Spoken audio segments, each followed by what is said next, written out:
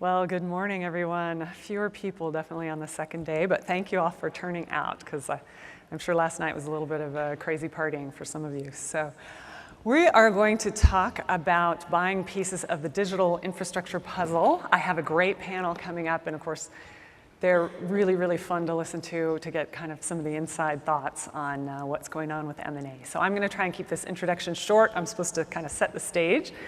I'll try and get through pretty quickly. So first of all, what are some of the potential pieces of the infrastructure puzzle?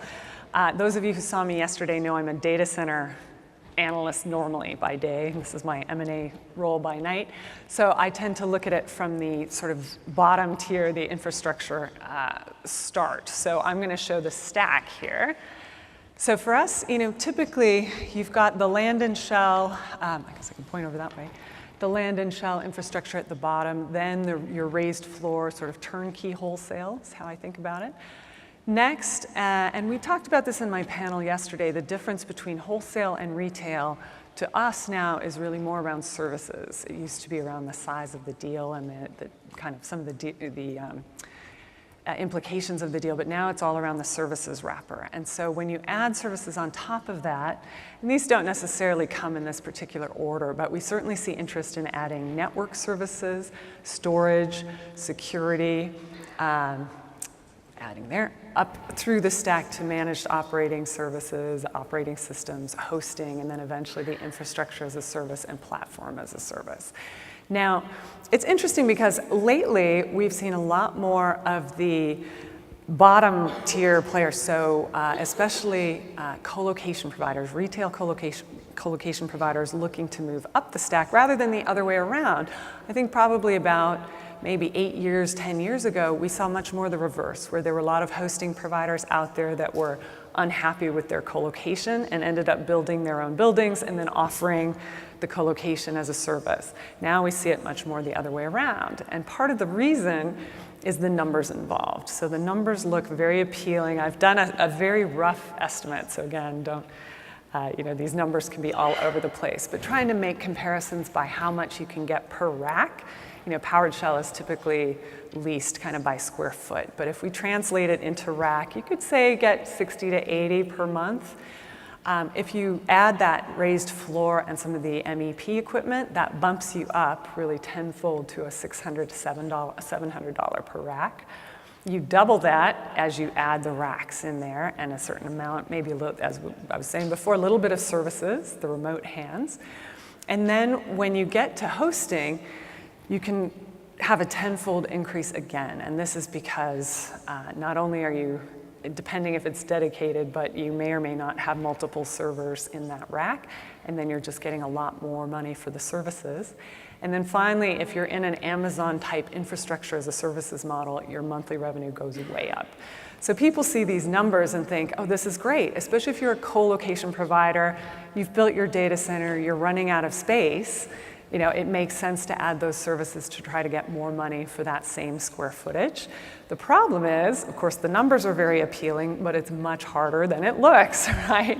You might think, okay, we can just add these services, but of course, adding any of those managed services, first of all, requires a whole different skill set. If you've been used to managing buildings, that's one set of skills. Adding any of that, anything from network services on up through the security and storage, whole different set of skills. And probably even more important, I think this is the area we find gets forgotten kind of the most easily.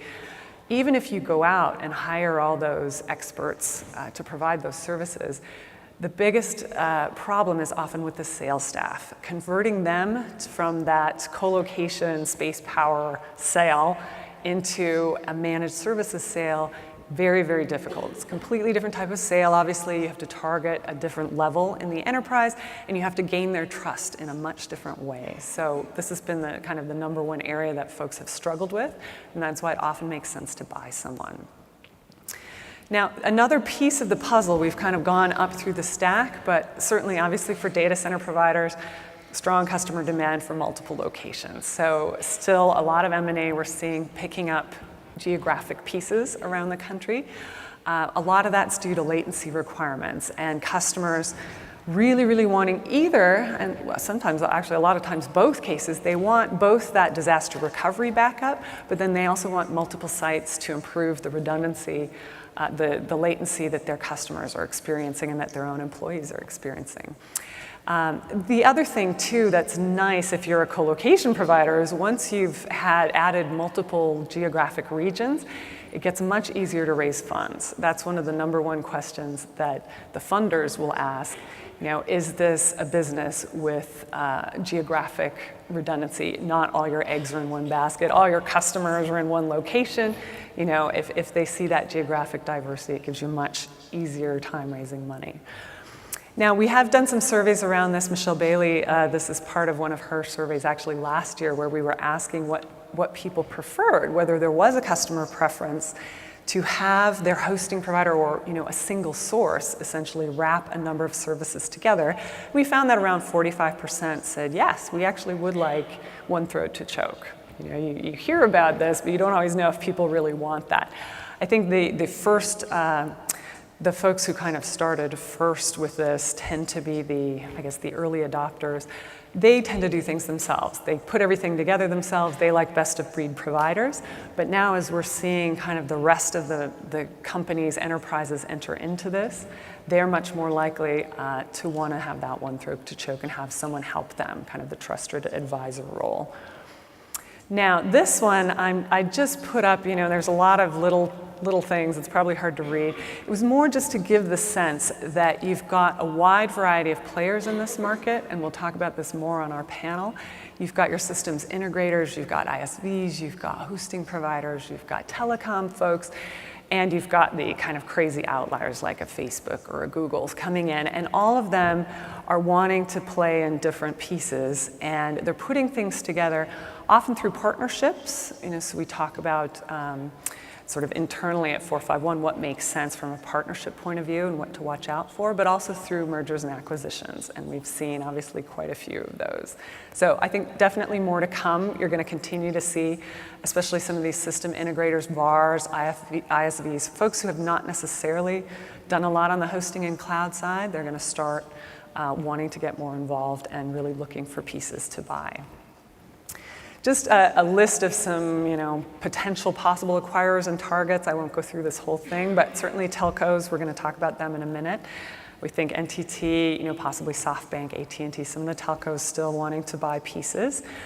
On the target list, part of the reason some of those folks are on there is the private equity owners. So there are always a few of those firms out there that have been bought by private equity maybe 2-3 years ago, and some of their owners are looking to change hands, pass these on. So we may see a few IPOs from that angle, and we'll talk about that a bit with the panel, but also this interest in mergers and acquisitions from that point of view. Now, back to the telcos and private equity guys. So first of all, private equity is still interested in buying. We're still talking to a lot of firms that are interested in this sector, and they're looking for the right acquisition.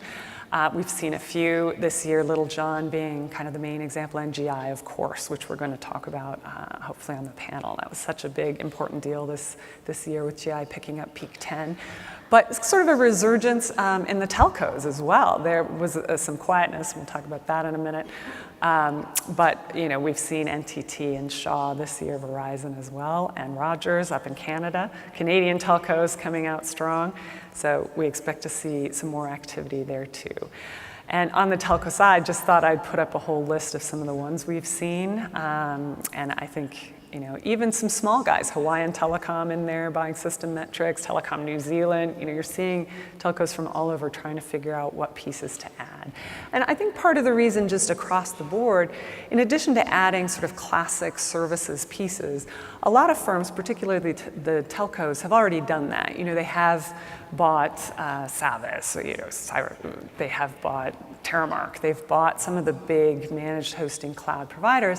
Now the question is how to differentiate, and some of that will come from kind of niche providers, very interesting intellectual angles, picking up some of those smaller, more unusual pieces of the puzzle.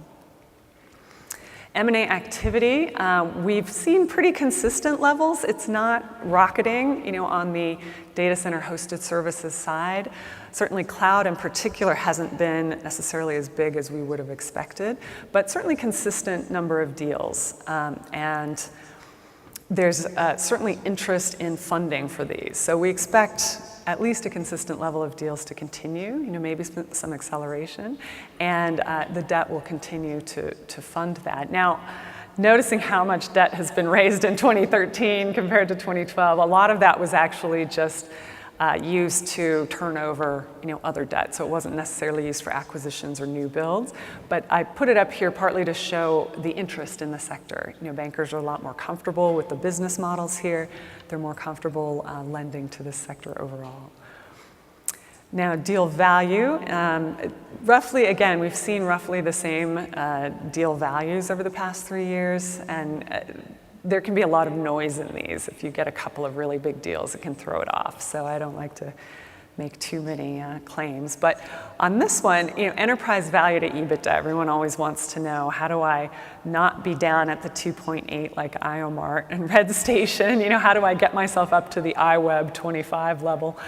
So we'll talk about that more with the panel, but I like to kind of put it up to show the range. I mean, we're typically, and we'll see what the panelists say, but we typically see sort of an 8 to 9 times EBITDA for a sort of a hosting company that's experiencing sort of average growth. Whereas the ones that are higher up than that, who get into the 15s and on up, have either some very specific kind of intellectual property that the acquirer is interested in, or they're showing kind of 20% growth. They've obviously latched onto something really interesting. So that's where you're getting those higher multiples. Just advertising for us, further reading. So most of these numbers came from our M&A knowledge base. We have this enormous database with records on acquisitions over the past, I think, almost 10 years. And then we also publish tech M&A outlooks, where we talk about what's going on in the sector. And we actually survey investment bankers as well. So every year we publish results about what bankers are seeing in the industry and where they think things are going.